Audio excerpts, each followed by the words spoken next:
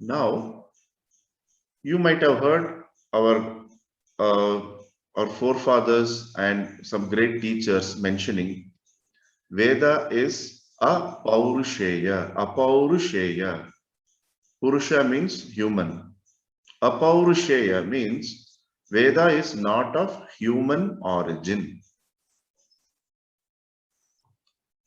So naturally what we tend to think, then how does that happen? Again, coming from a layman, common man's perspective, suppose let us assume that we subscribe to Charles Darwin's theory of evolution. So what he said, monkeys came first and then we came out of them. Suppose all of us are taught this in schools and colleges, right? Evolution. So now, if monkeys were there before, this is hypothetically. Traditionally, we don't subscribe to such views, but with your present knowledge itself, you can understand why no human being created the system of knowledge. Correct? How to understand if we accept this idea that we all came out as a human race came out as an evolution from apes or monkeys. No. Did we teach the baby monkey to hold the mother? We didn't teach. That is a knowledge. A child is born. Does the child gets into a schooling, how to access mother's milk? It is born. So knowledge is always born with creation. Like you buy a mobile, the manual comes with the mobile. Everything has a user manual. Some are explicitly like a mobile user manual. If you go to Apple, Apple will ask you to download. But there is a user manual. So any creation always comes with the knowledge of what to do, how to do all that stuff. So this is one simple way to understand why Vedas are Apaurusheya, meaning they are not of human origin. Humans are incidental to the process. We are there, but we cannot take ownership of someone started the Veda, someone created it. So this is the easiest way to understand. Okay. Then the second one is Ananta. The second quality, what they mention is Ananta. Ananta means infinite. Infinite. Another easy way to understand is, suppose we live in a home and you all have a garden outside or even inside your home. Let us take inside your home. You feel inside your home is in finite space, some 20 by 40 square feet or 30 by 40, there's a finite space. Sitting here, can you tell how many objects are there in your home?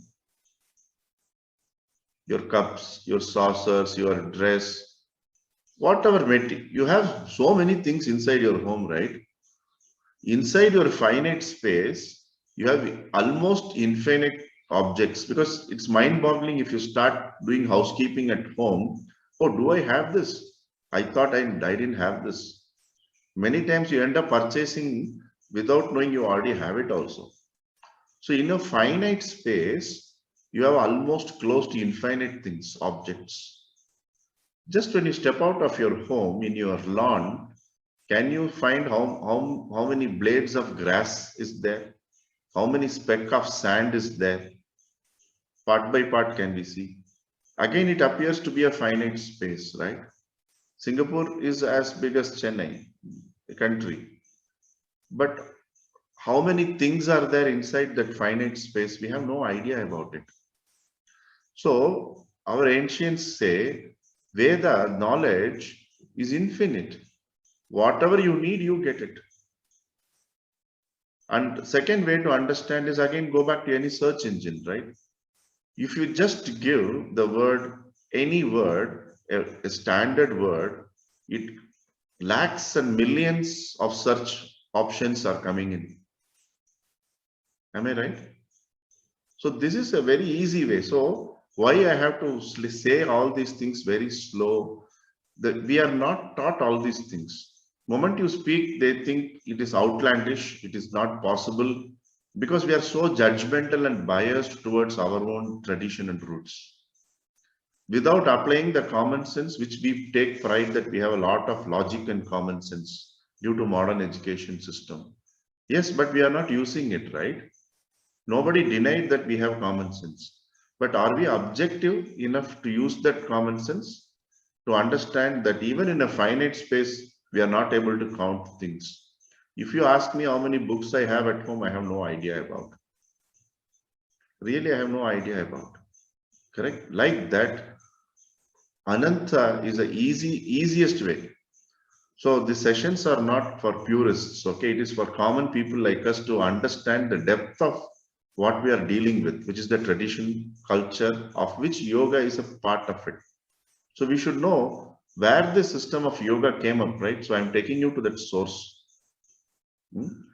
Then the third aspect of Veda, what they call it as Anadi. Adi means beginning, start. Anadi means the one without a beginning and end.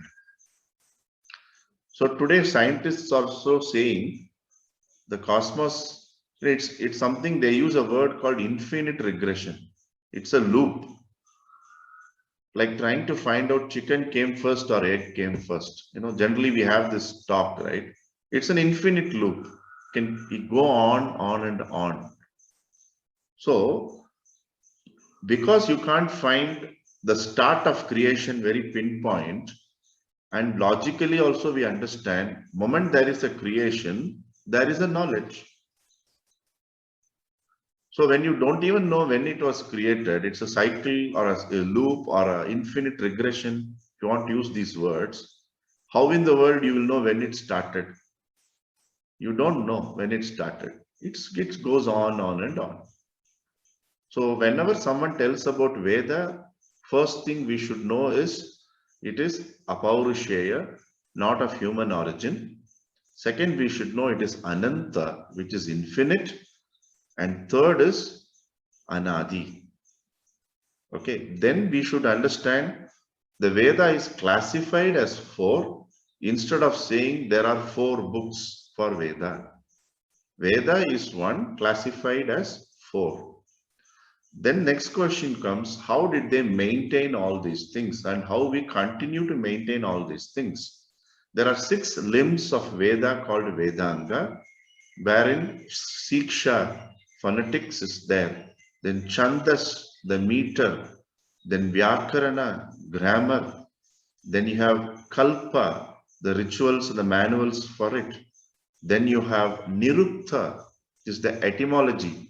Whatever you say, there is an etymology, the root of it. And then finally you have Jyotisha, which means astronomy, so that they can time the events.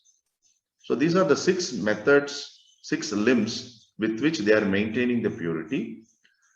And remember, Veda, the language of Veda is Chandas, because they have swaras, right? It's not a language which is spoken in the same way like English we are speaking. There is tones, right? Dirga, then they extend it, then they say, you know, there is a method to chant it. So Veda, which is heard, that language is our tradition calls it as Chandas. The form we understand it is given a language called Samskrita when the written format came, a proper grammar and all that came up. Is it clear?